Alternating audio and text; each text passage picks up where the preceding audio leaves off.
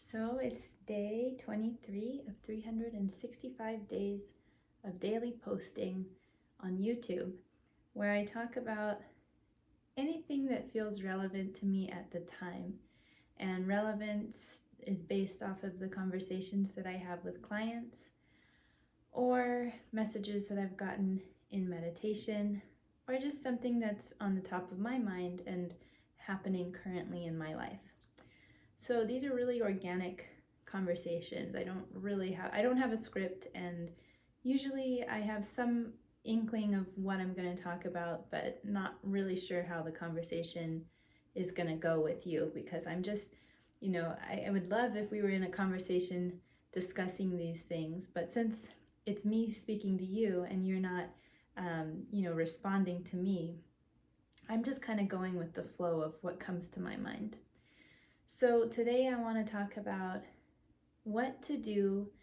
Oh, I forgot something that I was going to bring. Oh yeah, here it is. So what to do when you need to reset, and kind of what do I do when I am in a funk, and how do I get out of the funk? And I think how it is kind of like a metamorphosis, sort of a blossoming or a reblossoming or a coming out of the cocoon. So when you've been in a phase of life that's not how you want it to be, you've been struggling, you've been stressed, you've been depressed, you've been just in a funk, you felt off, how do you get yourself to yourself again? How do you get yourself back?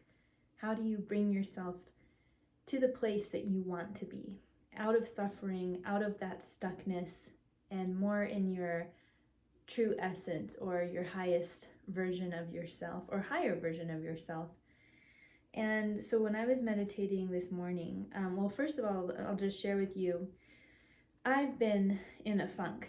I've had some things that are going on in life that are just different or more challenging, or a type of challenge that I'm not used to. And so I didn't feel fully equipped or ready, and I've been doing the best I can. And that's been going on for give or take a month, and probably the past 2 weeks a little more serious. And I made a video kind of in response to that yesterday. So if you watch yesterday's video, today is August 23rd. So if you watch the August 22nd video, I'll talk a little bit about that in that video as well. But what I realized is, just over these past few weeks, that I just need to get back to some of the basics, some of the things that reset me the best. I've let some things slip, and I think that's okay. That's totally normal. It's part of being human. Sometimes we know what to do, and we're on a really good pace in life. We're doing great, and then we might kind of forget some of the routines or grounding habits that we have that really keep us centered and keep us remembering what we represent and how we want to live, and keep us in line with being our best selves, right? And our best selves to me is your healthiest self, and the version of you that contributes best to the world. And sometimes we get thrown off of track. And so these past few days, I've really just been seeing, okay, what do I need to bring back? What have I unconsciously let slip from my life, and how do I bring it back? So I was meditating and really just focused on my breath. Like, yesterday's video is very much about how to get yourself from stress mode or sympathetic nervous system state to the parasympathetic mode, where you are restful and able to think clearly. And for me, because I've been operating in more of a stress mode, you can even see in this video, I'm breathing a lot in my chest, and I feel a lot of tension in my chest, my neck, my shoulders. And that's where we carry tension, and especially women. Women really carry a lot of tension in their traps. So you'll see when I'm breathing, I'm not doing this on purpose, I'm breathing a lot in my chest. And so this morning, because of the video I made yesterday and this, this awareness of breath and how it contributes to stress, I was focusing on just breathing in my belly during my meditation. It was mostly just a breathing meditation. I was very slowly taking breaths through my diaphragm. And it's hard to do when I'm talking because I'm out of practice. But when we are in parasympathetic state and we are living in a more relaxed and balanced way, as we communicate and as we just breathe throughout the day, our diaphragm is more responsible for taking those breaths in rather than our chest, our upper chest. So I was doing this meditation, this breathing exercise, really slow, and just sitting with a crystal. And then at the end of the session, I decided to pick a card. And I have this little deck that's called Animal Spirits Knowledge Cards by Susan Sedan-Boulay. And so Animal Spirits Knowledge Cards, it's very simple.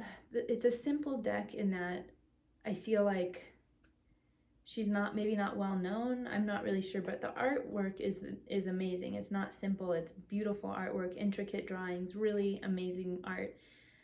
And this deck was actually sent to me when I had a membership to a crystal club, and they would send you a new crystal every month, and they'd give you like a little gift that went along with the crystal. And so I got this deck, and it's been a very meaningful deck to me because of some things that unfolded right around that time. And one of the first cards that I picked out was very, very special to me. And maybe I'll talk about that some other time in another video. It's kind of private, so I don't know if I will. But anyway, so I love this deck. Once again, it's called Animal Spirits Knowledge Cards by Susan Sedan-Boulay. And Sedan is Seddon, and Boulay is Boulet. So the card I pulled, I asked the question, what card is in my highest and best interest to know and to guide me today? And so I have the process of, I'll get to the point of the card and everything in a little bit, but the process I have for pulling cards is I have the deck, I split the deck, I put one hand over each half of the deck. I hold my palms over it with my eyes closed, and I just feel which hand burns. So one of my palms will burn a little more than the other. And the sensation that I get is usually not only a burning, but almost like the hand is getting pulled down a little, but not physically, just like energetically. Excuse me. Okay, so just energetically, my hand feels like it's getting pulled, like there's like a connection between my palm and the deck of cards that I'm holding my hand over.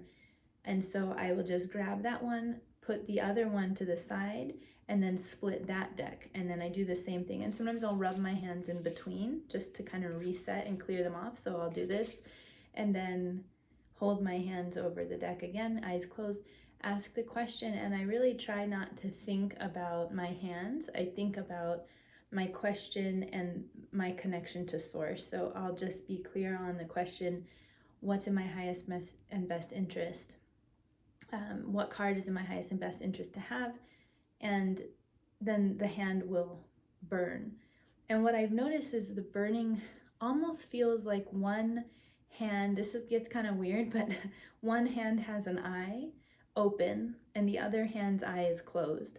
So there's one hand that feels like it wants to see and grab, and the other hand is neutral and removed. So they oscillate. Sometimes I'll get almost all my left hand, sometimes almost all my right hand, sometimes it's back and forth, sometimes it's like 3 on one side, 2 on the other. It just depends. Every day is different because the cards are different and what I'm asking is different. So I'll continue that process of splitting the deck, holding my hand over, seeing which side my hands want to pick up, I put the other one away, split it again, ask the question, and I go until I'm down to the last cards. And then if I'm stuck with like 2 cards on the left and 1 on the right, or 2 on the right, 1 on the left, whatever, then I might have 3, and so I'll spread them across and just put my hand over each one until basically I just get it down to 1 card. And sometimes the sensation of the hands is so quick that I don't even have time to re-ask the question, and it's just so obvious. Other times I have to be more patient and really just tune into the sensations of my body and see which hand energetically wants to pull or see. So today I thought, well, this is just perfect because I'm in this phase of resetting myself, giving myself the things that are needed to just get myself back on track and feel more in alignment with everything I'm about. I consider myself like a consistency coach is one way I've put it before. A spiritual life coach is another way I've put it. And in that, there's so much self-care. So a self-care coach, how do I help my clients care for themselves so that they can realize their spiritual gifts and so that they can live in alignment with their spiritual gifts and become the person that they are already, but they just don't own it yet. They don't see it yet. And in that kind of work, there's so much self-care involved that I know how to care for myself. I know what to do to bring back alignment and balance and confidence and all of that. I know what to do. So it's like right now I'm in this phase of being my own client, which should happen all the time. I truly believe as a coach, as a guide, you should never stop being a student of your own teachings and to yourself, and a student of the world and a student of God or spirit, universe, or all, whatever you want to call it. We never stop being students. But I think it's easy to forget some of the habits that keep you most balanced. And I think that's part of being a coach or a guide, is to always put yourself back into the learning, the fundamentals. You should always be practicing the fundamentals. And if you slip, you treat yourself like a client. What would I tell my client? What would come through me if a client had this same issue and I was asking for assistance from my spirit team, and I say, okay, what do I need to say? What needs to come through me right now to help this client and meet them where they are? And I do that for myself. And so like, I'm grateful right now that I know how to do that for myself, because that's what it is. That's what I do. So this phase is all about that. And the card I got is butterfly, and I want to read it to you. The symbolism of the butterfly is transformation, joy, lightness, and rebirth. So the metamorphosis of caterpillar to butterfly embodies the principle of physical and spiritual transformation. And the butterfly lighting upon a flower is the very essence of joy, beauty, and freedom. The butterfly has been symbolic of the soul in early Christianity, conjugal bliss in China, and change and joy in Native American culture. In early Minoan and Mycenaean cultures, the butterfly goddess was a key emblem symbolizing new life after death. In this painting, the woman's face emerging from the chrysalis-like womb suggests transformation and rebirth. The upper face of the butterfly body resembles a Christian Madonna, which reinforces the idea of spiritual birth and new life. So I'll just put this card close to the camera so you can see it. Hold on. There we go. I'm not sure if it'll zoom in. I'm trying to make it. Let me try one more thing. Yeah, so it's not really zooming in. But there's the picture. You get a sense of it. It's not really picking up the detail. So with this rebirth, I wanted to just share a couple things that I realized helped me transform. And these are the things that help me reset and allow myself to be reborn. Honestly, sitting still is one thing, and it's huge. It's so useful to just sit still, because I noticed in the past weeks, even though I was keeping up with my meditation practice, it was very hard for me to not feel scattered in my mind. Even though I was doing the meditation practice, there's phases where meditation is easier and there's way less chatter, and you go into a deep meditative state. You might experience visuals and journeying and all kinds of things. And then there's other times where the meditation is a struggle, and it's like just hard to sit there. It's hard to quiet down the monkey mind. It's hard to be aware of your thoughts and your breath. It's been that way for me the past couple weeks. So just in full transparency, I struggle, and I've been meditating for years, and it's, I went through a phase where it just wasn't easy, but I showed up, and today I was able to seriously just sit and focus on the breath, and it felt so good. So that's one thing that helps me get a grip, feel more grounded, and just the practice of doing that will pay off. The other thing is just sitting with a crystal. If you have a crystal, just sit with it and be open to its energy. Crystals are so helpful. They are such potent, powerful little tools that can really assist you in managing your energy. So today I was feeling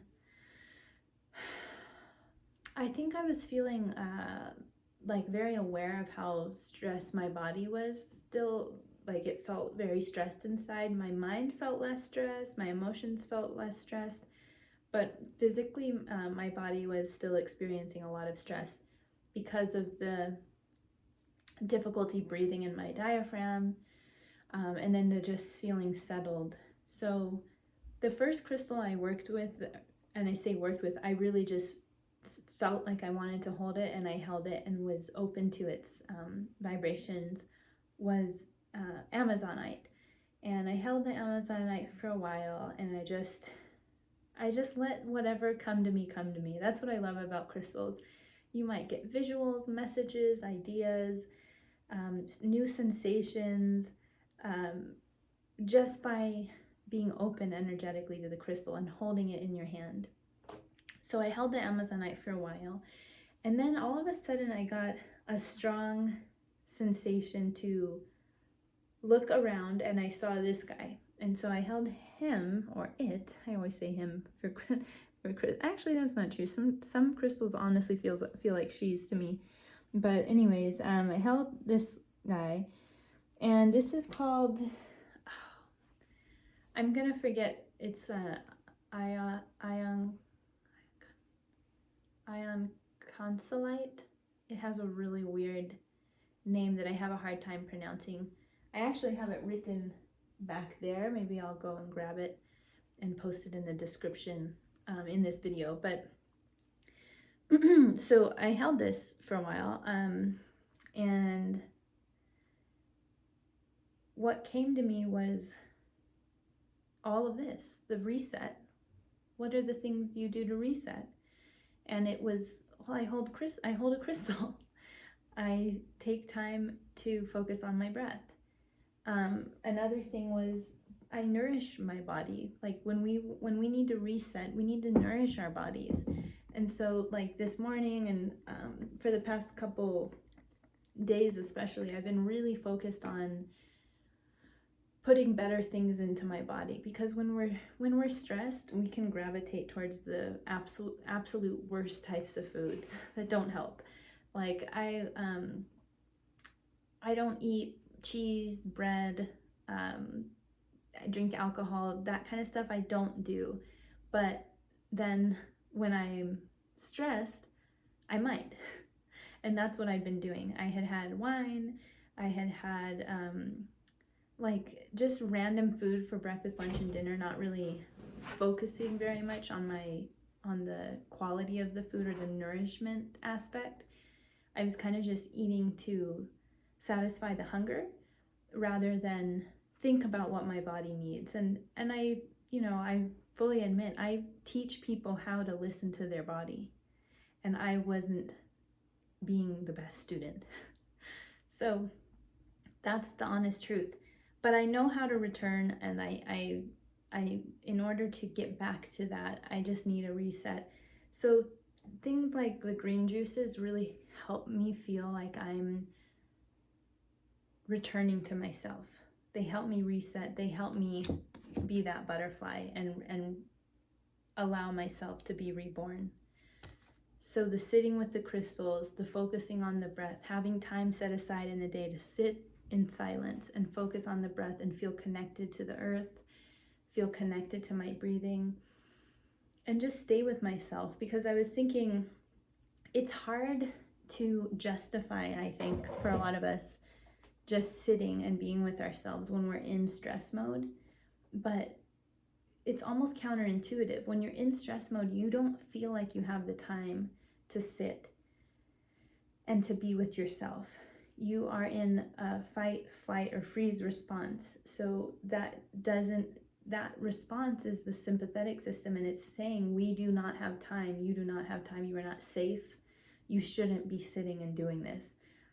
But your conscious mind, because we have the ability to be conscious of our thoughts and witness ourselves, that higher level consciousness part of you will be the one to say, I know that it doesn't feel right to sit and do nothing, quote unquote nothing.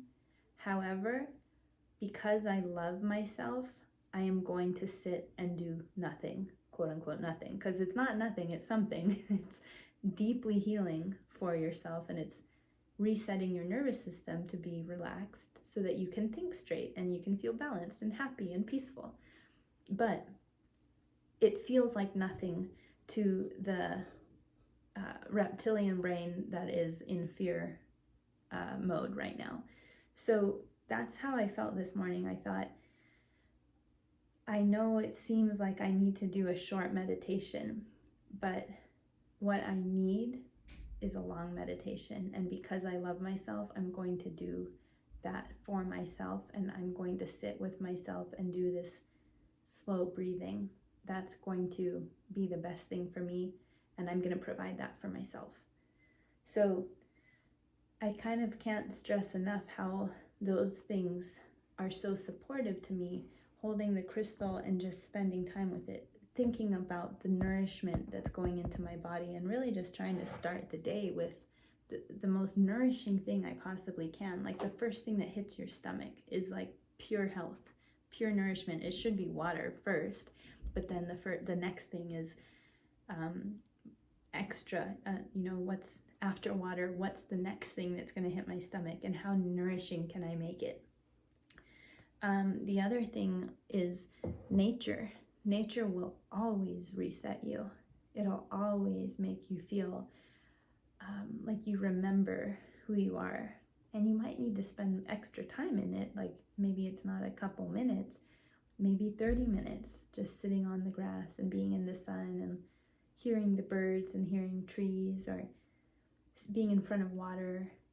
All those things are so, so healing, and they will help you reset and give yourself the ability to be reborn.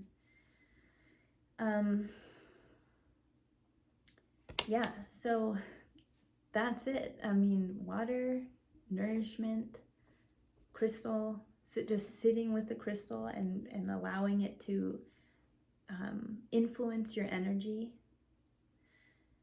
focusing on your breath, and returning to balance. I mean, those are the things that I realized really helped me get back on track. And I do think it takes a lot of awareness to pull yourself out of a mode that feels where you might feel helpless, or you might be in victim mode. You might be running kind of on a, like, what am I trying to say? Running on stress, like a stressful energy. When you're in that place, you have to have the awareness to recognize, I am in this place. I don't want to be in this place. What do I need to do? And when I go and do it, I need to recognize too that my stressed mode, my stressed mind, my reptilian brain, my unevolved self is going to say, we don't have time for this. This won't work. I can't do that. That's not going to work. That's silly. But your more conscious mind, because you love yourself and care for yourself, will say, I understand that's how you feel, but I'm going to provide this for you anyways, and you will see. We will feel better. So you have to kind of take that parental role with yourself, that nurturing, caretaking, caregiving role for yourself, and talk to that fear-based child inside in a nurturing way and say, look, I get it, but I'm going to do this for you because I love you, and you will see it will help. I mean, that's transformation right there, and you're in control of it. So I hope this helps. I'll see you tomorrow. Bye.